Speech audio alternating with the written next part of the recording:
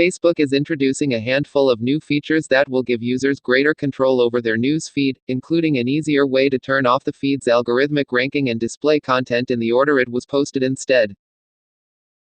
The changes build on previous tweaks to news feed functionality. Last October, Facebook introduced a favorites tool that allows users to select up to 30 friends and pages, prioritizing their content or displaying it in a separate feed.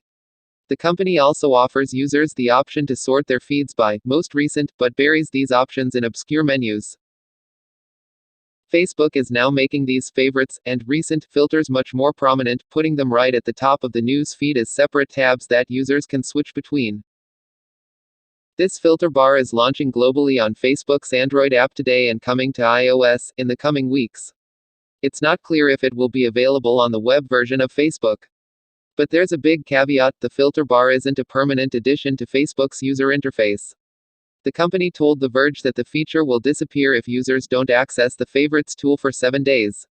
They will then have to find their favorites through the preferences menu for the news feed and the filter bar will return.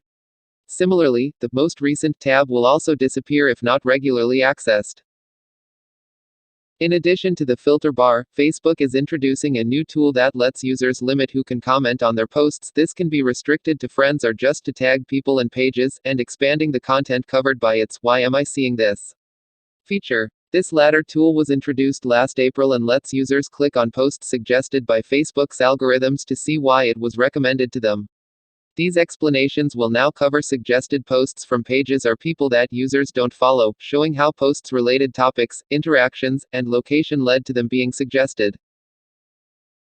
These changes are relatively minor, but overall give people more control over Facebook's often opaque algorithms. The changes suggest that the world's largest social network is keen to deflect criticism over choices made by its algorithmic systems. This is not surprising considering that the company has repeatedly come under fire over studies that show these automated systems amplify misinformation and extremist content in an apparent bid to drive up user engagement, a metric that rules Facebook's design choices. Such criticisms have been levied against the site for years, but have become increasingly sharp in recent months as legislators and the company's own oversight board mull more intrusive regulation of Facebook's algorithms. With this in mind, it makes sense for the company to give its users the ability to opt out of algorithmic sorting altogether.